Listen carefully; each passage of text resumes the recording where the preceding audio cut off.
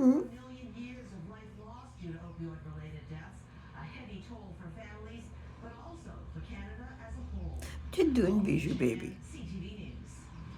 Canada took home gold last night at the Women's World Hockey Championship.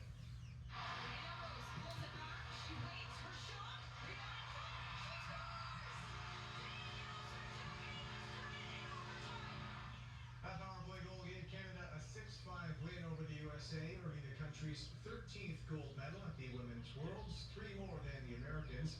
Finland won bronze, beating Czechia in a shootout. A Supreme Court ruling has sparked discussion across the country over Canada's treaty land deals.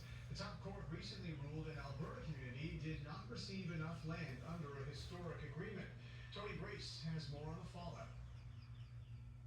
On this First Nation in southern Alberta, a century-and-a-half-old province is back in focus. Those particular treaties that our ancestors were involved in were very sacred. Very sacred. Sacred covenants. The Supreme Court of Canada ruling unanimously on Friday, the Blood Tribe near Lethbridge should have received 421 square kilometers more land than it did under an 1877 treaty, which promised 1 square mile for every family of 5. We are pleased with that declaration that has been made. We've been working on this particular matter for many decades.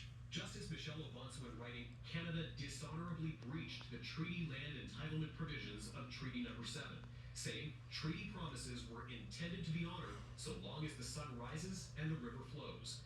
The discrepancy was pointed out by a Blackfoot researcher in the early 1970s based on population data from the 1800s, setting off decades of court battles beginning in 1980.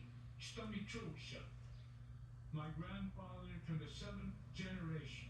Nodding to his ancestors, one of whom was in original treaty talks, the other who helped launch the fight over this one, the chief calls this ruling significant.